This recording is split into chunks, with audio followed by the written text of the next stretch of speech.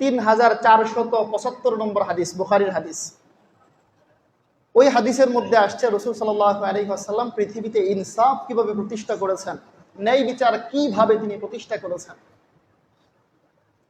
রাসূল সাল্লাল্লাহু আলাইহি ওয়াসাল্লাম আপনারা সকলেই জানেন তিনি কুরাইশ বংশের সন্তান ছিলেন, কুরাইশ বংশের ছিলেন। তো কুরাইশ বংশের একটা শাখা ছিল বনু মাকজুম, বনু মাকজুম গোত্রের একজন নারী। ওই নারী সে চুরি করেছিল। কোরআনের বিধান হচ্ছে নির্দিষ্ট পরিমাণ অর্থ যদি কেউ চুরি করে, 1-2 টাকা 5 টাকা 100 টাকা চুরি করলে কোনো বিধান শাস্তি আসে না। যদি মনে করেন নির্দিষ্ট পরিমাণ একটা টাকা আছে 10 দিরহাম, এই 10 দিরহাম পরিমাণ সম্পদ যদি কেউ চুরি করে ফেলে, এই সম্পদটা এমন জায়গায় রাখতে হবে যেই জায়গাটা গচ্ছিত, সংরক্ষিত। এখন আপনি রাস্তার মধ্যে আপনার টাকা রেখে দিচ্ছেন, ওই টাকা তো মানুষ নিবে, এটাই স্বাভাবিক।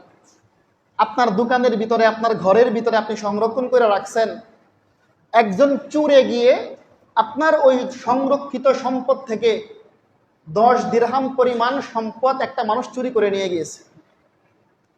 তো কোরআনের বিধান হলো আস-সারিকু ওয়াস-সারিকাতু ফাকতাউ আইদিয়াহুমা, যে কোনো চোর যদি চুরি করে, ইসলামিক রাষ্ট্রের হুকুম হলো, কোরআনের বিধান হলো তার একটা হাত কর্তন করে দাও, কবজি থেকে একটা হাত কর্তন করে দাও। এই কর্তনটা হবে জনসম্মুখের সামনে, সকলের সামনে। একটা হদ যদি কায়েম করা যায়, গোটা দেশের সমস্ত চুর ভালো হয়ে যাবে। চিন্তা করবে সামান্য টাকা চুরি করে আমার জীবনের আমার একটা অঙ্গহানি হয়ে যাবে, একটা হাত চলে যাবে। এটাই আল্লাহর বিধান।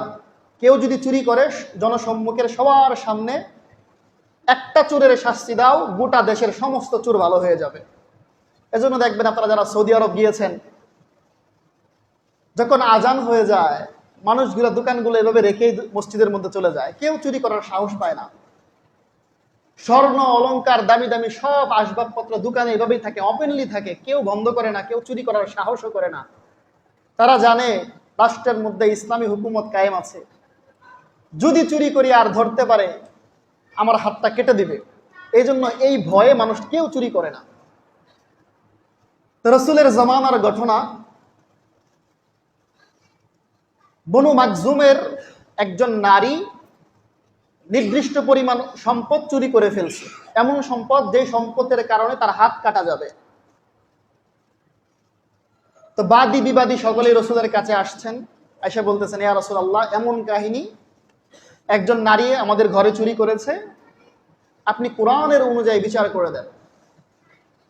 তো রাসূলের ফয়সালা হইল কোরআন ভিত্তিক, আস-সারিকু ওয়াস-সারিকাতু ফাকতাউ আইদিয়াহুমা, চোর চুরি করলে তার হাত কেটে দাও, তার হাত কাটা হবে, এই বিচার ফয়সালা হইল।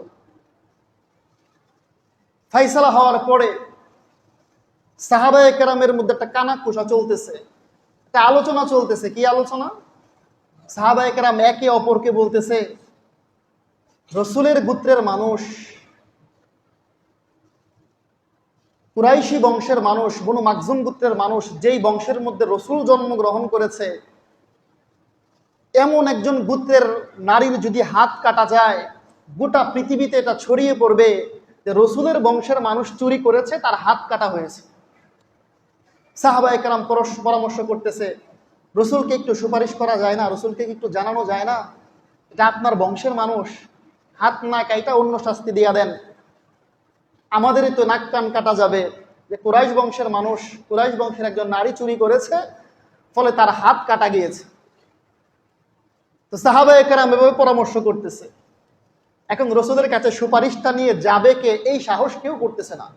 আমি বুখারীর হাদিস বলতেছি, 3475 নম্বর হাদিস।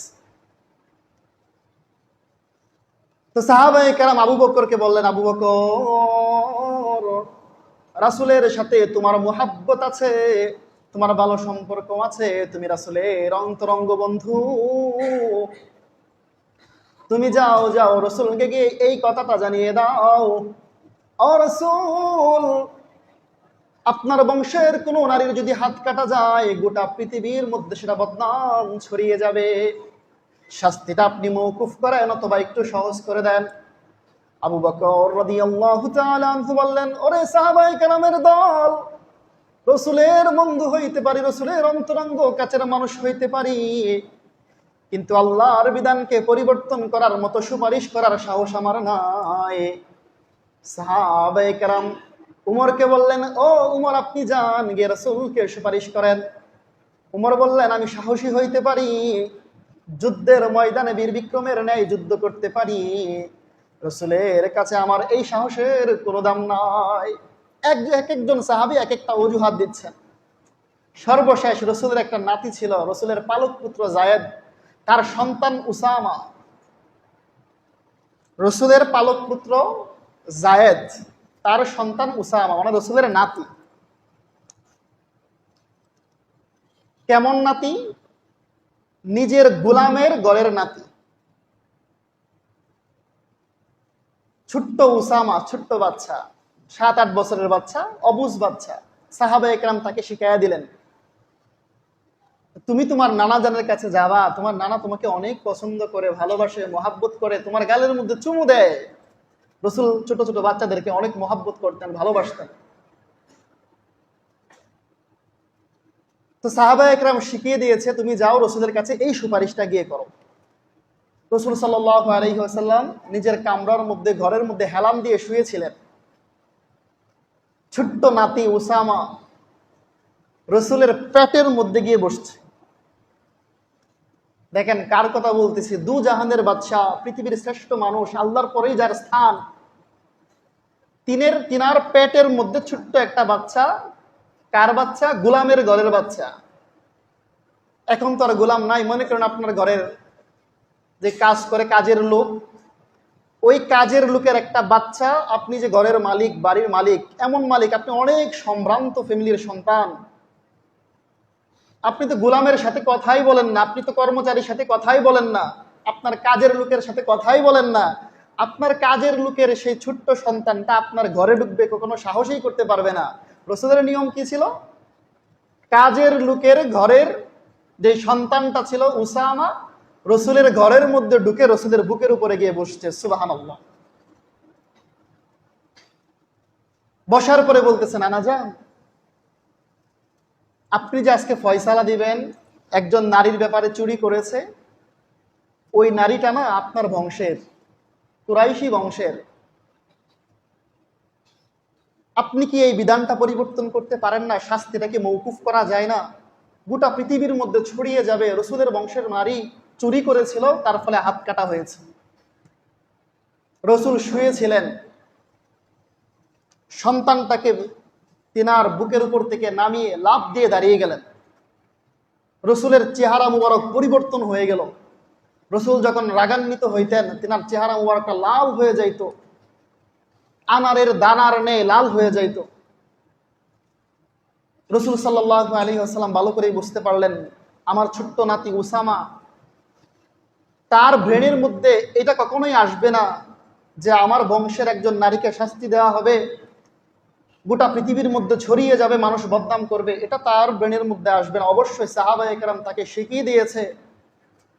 ফলে উসামা আমার কাছে সুপারিশ করতে আসছে সাহাবাদের পক্ষ থেকে। রাসূল সাল্লাল্লাহু আলাইহি ওয়াসাল্লাম বাহিরে গেলেন। বাহিরে যাওয়ার পরে সাহাবাদেরকে উদ্দেশ্য করে একটা ভাষণ দিলেন, খুতবা দিলেন। ও সাহাবায়ে কেরাম, তোমরা আজকে আমাকে এমন একটা বিষয় সম্পর্কে সুপারিশ করেছো, যেই জিনিসটার কারণে ইতিপূর্বের সমস্ত জাতিগুলোই ধ্বংস হয়ে গিয়েছে। যখন দেশের সম্ভ্রান্ত ফ্যামিলির মানুষ কোনো অপরাধ করত, তাদের বিচার হইতো না। আর যখন কোনো দরিদ্র মানুষ, গরিব মানুষ, সমাজের মধ্যে যার কোনো মর্যাদা নাই, ওই ব্যক্তি অপরাধ করত, তাকে সকলে ধরে শাস্তি দিত। দু জাহানের বাদশা আমি, পৃথিবীর মধ্যে ইনসাফ প্রতিষ্ঠা করার জন্য আল্লাহ আমাকে পাঠিয়েছেন, আর তোমরা আমাকে এমন সুপারিশ করলে যে আজকে আমি রসুল হয়ে আল্লাহর বিধান পরিবর্তন করে দিব। কারণ স্বরূপ সে আমার বংশের মানুষ, গোটা পৃথিবীর মধ্যে ছড়িয়ে পড়বে রসুলের বংশের মানুষের একজন নারীর হাত কাটা হয়েছে চুরের শাস্তির কারণে, তোমরা এই সুপারিশ আমাকে করতে পারলে। রসুল একটা বিশাল ভাষণ দিলেন। সাহাবায়ে কেরাম ভয়ে থরথর করে কাঁপতেছে। রাসূল বলেন, ও সাহাবায়ে কেরাম, তোমরা শুনে রাখো, ওয়াল্লাহি, আল্লাহর কসম, আজকে যদি আমার কন্যা ফাতেমাও চুরি করত আর ধরা খাইতো, প্রমাণিত হইতো, ওয়াল্লাহি, আল্লাহর কসম, আমি আমার কন্যা ফাতেমার হাতকে কর্তন করে গোটা পৃথিবীর মধ্যে ইনসাফ প্রতিষ্ঠা করে দিতাম। সুবহানাল্লাহ। এইভাবে যখন তিনি ভাষণ দিলেন, সাহাবায়ে কেরাম অনুতপ্ত হইলেন, আহারে রাসূল কি বলতেছে। রসুলের কন্যা যদি ফাতেমাও আজকে চুরি করে ফেলতো, রসুল নিজের কন্যা ফাতেমাকেও শাস্তি দিয়ে গোটা পৃথিবীর মধ্যে ইনসাফ প্রতিষ্ঠা করতেন। এই জন্যই তো রসুল বলেন, যেই জমিনের মধ্যে, যেই দেশের মধ্যে, কবিলার মধ্যে ইনসাফ প্রতিষ্ঠা হয় না, ন্যায় বিচার প্রতিষ্ঠা হয় না, ন্যায় বিচার করা হয় না, ইনসাফ করা হয় না, ওই দেশের মধ্যে আল্লাহ রাব্বুল আলামিনের রহমত পতিত হয় না, বরং আল্লাহর গজব পতিত হয়। আপনি আমাদের দেশের দিকেও লক্ষ্য করে দেখবেন, দেশের কোনো সম্ভ্রান্ত ফ্যামিলির মানুষ যদি কোনো অপরাধ করে, উদাহরণস্বরূপ বসুন্ধরার মালিক, বসুন্ধরা গ্রুপের মালিক যদি সায়েম সাহেব একজন নারীকে যদি ধর্ষণ করে হত্যাও করে ফেলে, প্রমাণিত হয়, তার মামলা হবে না। পুলিশের সহযোগিতায়, রাষ্ট্রের সহযোগিতায় অন্য দেশে সে পাড়ি জমিয়ে ফেলবে। যদি ভুলার কোনো একজন চেয়ারম্যান সাহেব 300 কোটি টাকা পাচার করেও ফেলে, প্রমাণিত হয়, ধরেও ফেলে, তারপরেও বিচার হবে না, তাকে পাচার করে দেওয়া হবে। যদি এমপি মন্ত্রীদের বাসার মধ্যে, বাড়ির মধ্যে কোটি কোটি টাকা আত্মসাৎ করে রেখে দেওয়া হয়, প্রমাণিত হয় জুলুম করেছে, অন্যায় করেছে, কোনো বিচার হবে না। কিন্তু সলিমউদ্দিন, কলিমউদ্দিনের সন্তান যদি, অজপাড়া গ্রামের কোনো মানুষ যদি ছোট্ট থেকে ছোট্ট একটা অপরাধও করে ফেলে, সরকারের বিরুদ্ধে একটা ঘোষণা, একটা রায় দিয়ে ফেলে, একটা আন্দোলন করেও ফেলে, সারা জীবন তারা জেলের মধ্যে পচে পচে মরতে হয়। কোনো একজন হক্কানি আলেম যদি কোরআনের প্রচার করতে, হাদিসের প্রচার করতে গিয়ে সরকার বিরোধী কোনো কথা বলেও ফেলে, নির অপরাধে রহমানি সাহেবের মতো মানুষকে 12 বছর জেলের মধ্যেই থাকতে হয়। নির অপরাধ সাইদি সাহেবকে বছরের পর বছর জেলের মধ্যে থাকে, চক্রান্তভাবে হত্যা করেও ফেলে। এই সবগুলোই আমাদের দেশের মধ্যে হচ্ছে। কিন্তু আপনি রাসূলের দিকে চিন্তা করে দেখেন, রাসূলের হাদিসের দিকে চিন্তা করে দেখেন, কোরআনের বিধানের দিকে চিন্তা করে দেখেন। আল্লাহ বলতেছেন, বান্দা, জমিনের মধ্যে যদি তুমি ইনসাফ প্রতিষ্ঠা করো, তোমরা ইনসাফ প্রতিষ্ঠা করো, ওই জমিনের মধ্যে আমি রহমত দিব। যদি জুলুম করো, অন্যায় করো, অবিচার করো, সম্ভ্রান্ত ফ্যামিলি, টাকাওয়ালা ফ্যামিলির সন্তান অপরাধ করলে মাফ করে দাও, গরিব মানুষ অপরাধ করে তাকে শাস্তি দাও, শুনে রাখো, আমার ওয়াদা হচ্ছে ওই জমিনের মধ্যে আমি লানত দিব, ওই জমিনের মধ্যে আমার গজব পতিত হবে না। আউযুবিল্লাহ। আল্লাহ রাব্বুল আলামিন যে ইনসাফ নিয়ে, ন্যায় বিচার নিয়ে আলোচনা করলাম, আল্লাহ রাব্বুল আলামিন আমাদের ব্যক্তি জীবন থেকে শুরু করে পারিবারিক জীবন, রাষ্ট্রীয় জীবন, সামাজিক জীবনের মধ্যে ইনসাফ প্রতিষ্ঠা করার তৌফিক দান করুন। আমিন। ওয়া আখির দাওয়ানা আনিল হামদুলিল্লাহি রাব্বিল আলামিন।